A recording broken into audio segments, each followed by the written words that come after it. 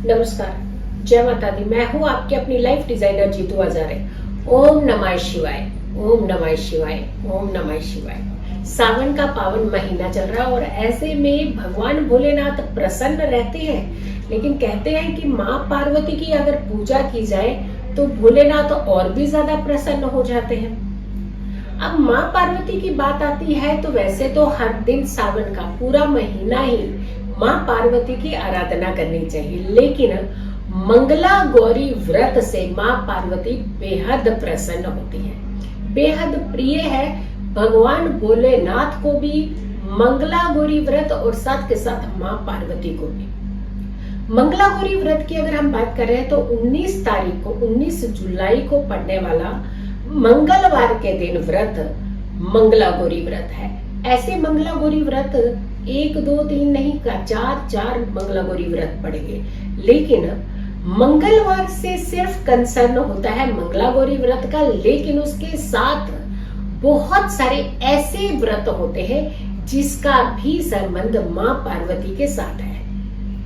हम बताएंगे कौन कौन से व्रत हैं, किस किस दिन रखने हैं। लेकिन सबसे पहले जब हम मंगला गौरी व्रत की बात कर रहे हैं तो 19 जुलाई को रखने वाला ये व्रत मंगला गौरी व्रत बहुत ही शुभ योग और संयोग का है।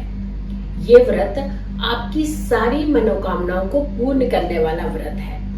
इसी दिन कहा जाता है कि वैसे तो सावन के महीने में भी कहा जाता है कि जो लोग 16 सोमवार के व्रत शुरू करते हैं वो अगर सावन के महीने में उसकी नींव रखते हैं तो वो बहुत जल्दी सफलता की ओर बढ़ते हैं। लेकिन ऐसे ही जो लोग मंगला गौरी व्रत रखना चाहते हैं वो व्यक्ति सावन के महीने में जो पहला व्रत मंगलवार के दिन पड़ने वाला होता है जिसे मंगला गौरी व्रत कहा जाता है, उसे उसी दिन मंगला गौरी व्रत के संकल्प लेकर के आगे जाकर के भी उसके व्रत कर सकते हैं। इनफैक्ट 16 सोमवार के जो व्रत होते हैं उसका संकल्प भी कहते हैं कि इस दिन मंगला गौरी व्रत के दिन आप रख सकते हैं। माँ पार्वती ने भोलेनाथ को पाने के लिए वैसे तो बहुत तप किया था, कई सारे व्रत रखे थे, खूब सारे व्रत रखे, कई तपस्या घोर तपस्याएं की,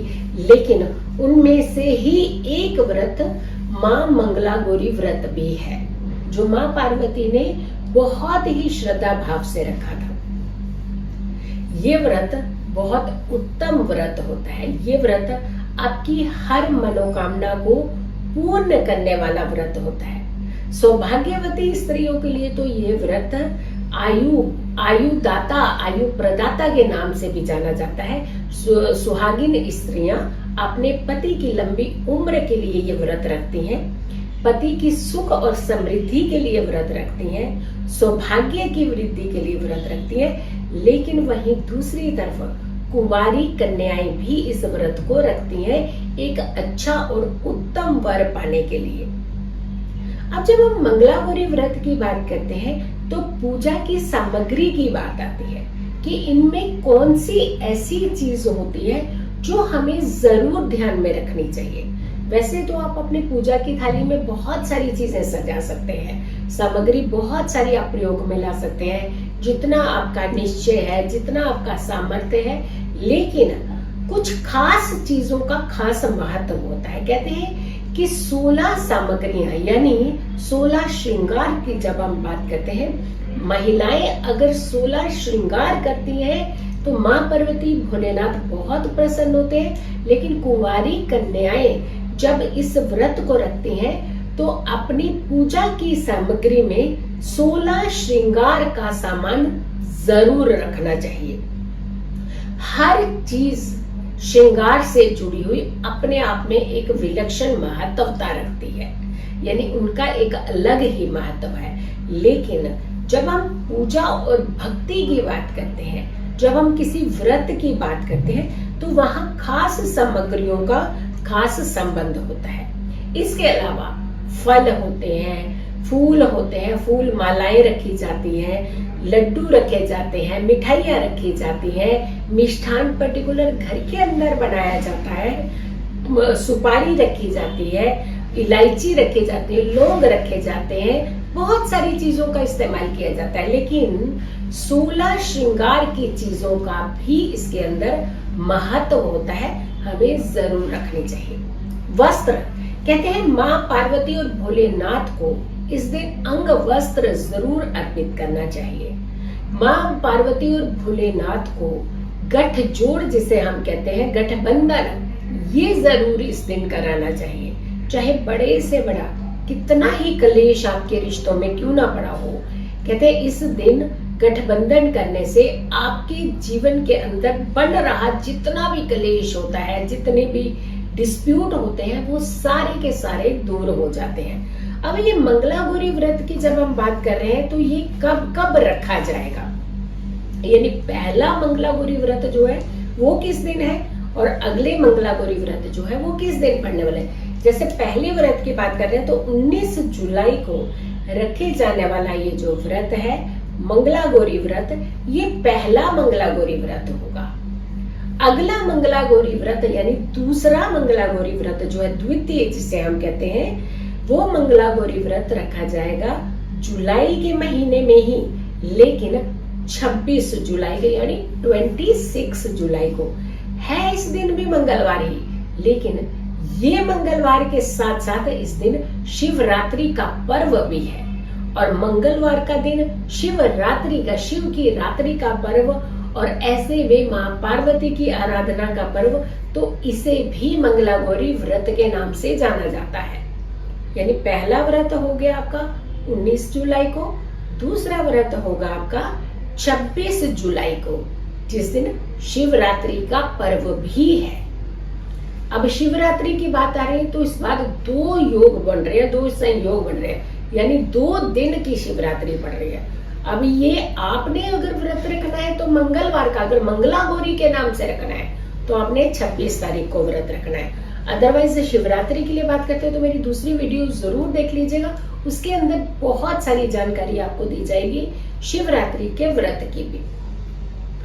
मंगलागौरी व्रत की हम तीसरी सीढ़ी यानी थर्ड स्टेप, तीसरा व्रत, ये रखा जाएगा 2 अगस्त को, 2 अगस्त, और ये इस दिन होगी नाग पंचमी। यानी इस दिन भी कहते हैं मंगलवार को पड़ने वाली नाग पंचमी। एक तो नाग पंचमी का व्रत रखा जाएगा, एक जो महिलाएं, जो व्यक्ति मंगलागौरी के व्रत रखते हैं उन्हें भी मंगलवार का दिन पड़ने से मंगलागौरी के नाम से भी इस व्रत को रख सकते हैं। यानी जिन लोगों ने मंगलागौरी नाम के व्रत का संकल्प लिया है तो वो मंगलवार को पड़ने वाली नाग पंचमी जिस दिन है उस दिन मंगलागौरी के नाम से व्रत रख सकते हैं, और नाग पंचमी का व्रत भी रख सकते हैं। यानी एक ही तीर से 2 शिकार होंगे।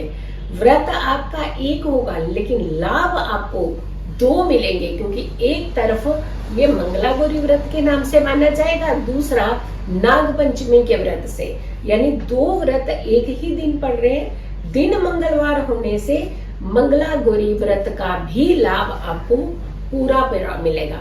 तो यानी ये तीसरा व्रत भी सावन का बहुत ही इंपॉर्टेंट हो गया। अब आते चतुर्थ व्रत यानी चौथा व्रत, मंगलागौरी व्रत चौथा व्रत। आप ये पड़ेगा आपको 9 अगस्त को, क्योंकि 12 अगस्त को सावन समाप्त होगा, लेकिन 12 अगस्त से पहले वाला जो मंगलवार है आखिरी मंगलवार होगा ये सावन के महीने का, और ये पड़ने वाला है 9 तारीख को यानी 9 अगस्त को। इस दिन होगा भूम प्रदोष व्रत, जिस दिन भगवान भोलेनाथ कहते हैं बेहद प्रिय, अपनी वस्तु बेहद प्रसन्न होते हैं, और उनसे अपने लिए कोई भी प्रिय चीज अगर आप मांग ले तो आपको बहुत जल्दी प्रसन्न होकर के आशीर्वाद दे देते हैं। तो सावन के महीने में 9 तारीख को पड़ने वाला जो व्रत है ये है तो भूम प्रदोष व्रत, लेकिन मंगलवार का दिन होने से आप मंगलागौरी व्रत भी इस दिन रख सकते हैं। माँ पार्वती को प्रसन्न करने का व्रत भी इसी दिन आप रख सकते हैं, क्योंकि 12 तारीख को 12 अगस्त को सावन समाप्त होंगे और उससे पहले आखिरी मंगलागौरी व्रत भी होगा, और इसी दिन होगा भूम प्रदोष व्रत भी। माँ गौरी की आराधना करना, माँ पार्वती की आराधना करना, भोलेनाथ की आराधना करना, और 16 श्रृंगार का आपने भगवान भोलेनाथ और माँ पार्वती को अर्पित करना, ये अपने आप में बहुत बड़ा लाभ देता है आपको, आपके सौभाग्य में वृद्धि करता है, आपकी हर मनोकामना को पूर्ण करता है। बहुत ही श्रद्धा भाव से इस व्रत को रखें और इस तारीख को आप अगर व्रत रखते हैं तो आपको पूरे महीने के सावन का फल भी मिलता है, क्योंकि मंगलवार बहुत ही प्रिय होते हैं भगवान भोलेनाथ को।